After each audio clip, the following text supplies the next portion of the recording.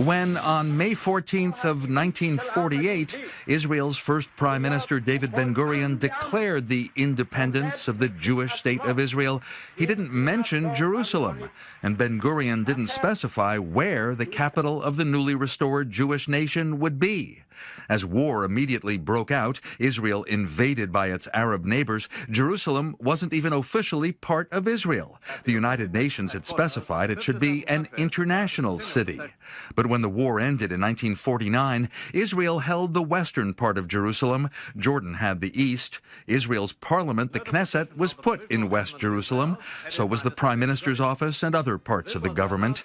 And in 1967, after Israel defeated Jordan, Egypt, and Syria in a lightning 6 days, Israel unified the city and declared ever since then that an undivided Jerusalem is the eternal capital of the Jewish state.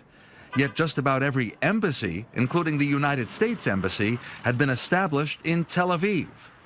Here in Washington, many friends of Israel wondered why that never changed. In the 1990s, American politicians, many at the suggestion of the pro-Israel lobby AIPAC, felt it was time to take a stand, especially as the Oslo Accords of 1993 gave hope for Israeli-Palestinian peace.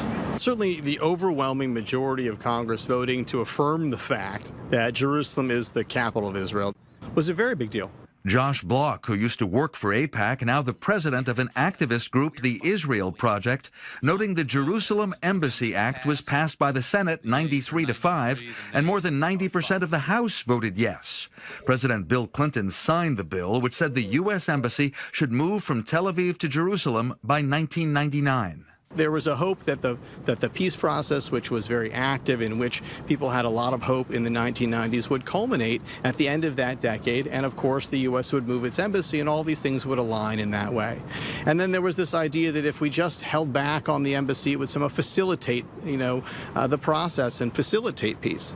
And that's why president after president invoked a waiver that Congress had put in the legislation, declaring that to protect the national security interests of the United States, the embassy would not be moved, not now, not while the U.S. was sporadically trying to mediate for peace between Israel and the Palestinians. But Donald Trump declared last December no more waivers. He would recognize reality, taking Jerusalem off the table, he said.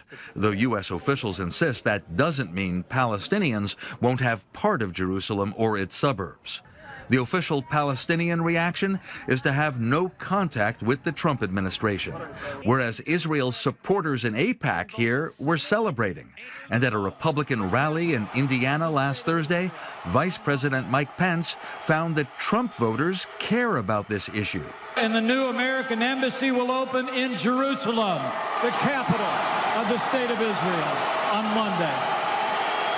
Americans have wanted to see the embassy moved to Jerusalem for so long. This is connected with current international events, the U.S. supporting Israel's right to take action in Syria, Israel's prime minister exposing Iran's nuclear work, and Donald Trump quitting the Iran nuclear deal and citing that Israeli intelligence.